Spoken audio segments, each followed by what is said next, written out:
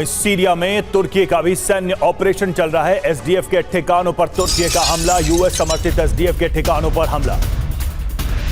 يعني صار جسره عربات شاطون دبينا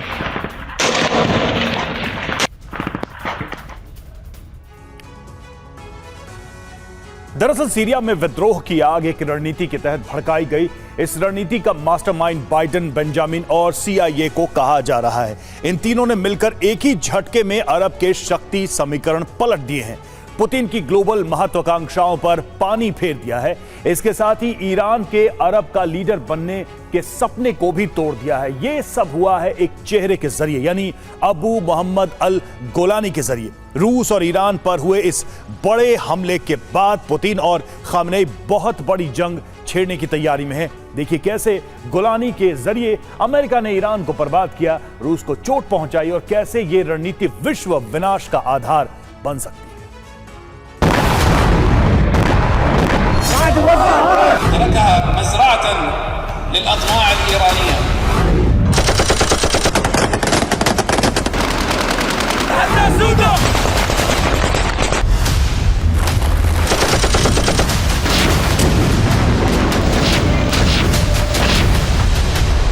सत्ताईस नवंबर को सीरिया में विद्रोह की आग भड़की, लेकिन इसकी रणनीति बहुत पहले ही सीआईए और बाइडेन के दफ्तर में तय की जा रही थी।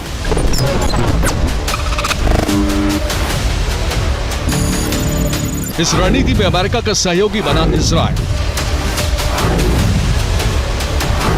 गाजा पर बेंजामिन नेतन्याहू और बाइडेन के बीच भले ही मतभेद रहे, लेकिन सीरिया की रणनीति पर दोनों पूरी तरह सहमत थे।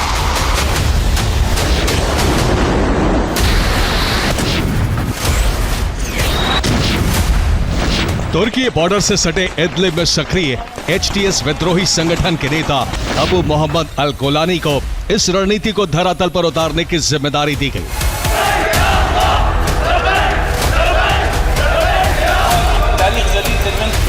अमेरिका और इजराइल के लक्ष्य थे सीरिया में बशर अल असद का तख्ता पलट, असद की विदाई से सीरिया में रूस की सैन्य शक्ति को खत्म करना, सीरिया के जरिए इजराइल की सीमा से ईरान का कनेक्शन काटना और सीरिया में ईरानी प्रॉक्सी को खत्म करना।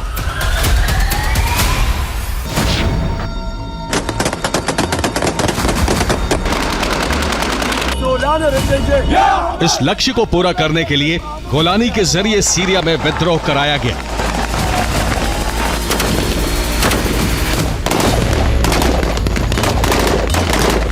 अब सीरिया में सत्ता का हस्तांतरण होने जा रहा है। दमिश्क में असद सरकार में पीएम रहे मोहम्मद गाजी अल जलाली और एचटीएस प्रमुख अबू मोहम्मद अल गोलानी की बैठक हुई।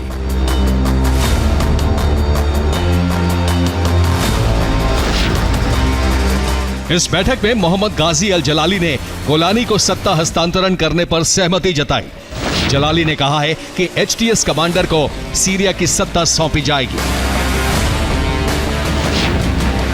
सीरिया की सत्ता की बागडोर मिलने का ऐलान होते ही गोलानी ने पहला हमला ईरान पर किया। गोलानी ने जीत को इस्लामिक देशों को समर्पित किया, लेकिन ईरान को सीधी चेतावनी जारी कर दी है।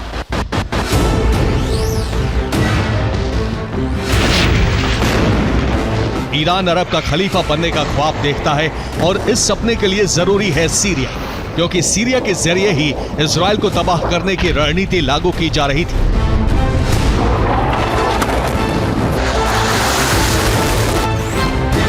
ईरान सीरिया के जरिए इराक, जॉर्डन में अपनी रणनीति लागू करता रहा है। सीरिया की जमीन पर प्रॉक्सी ऑपरेशन चलाकर इजराइल के लिए चुनौती बन गया था। 40 साल से ईरान सीरिया और लेबनान में हिजबुल्लाह को हथियार देकर शक्तिशाली बना रहा था। सीरिया में एचटीएस सरकार बनने से ईरान और हिजबुल्लाह का लैंड ब्रिज ध्वस्त हो चुका है।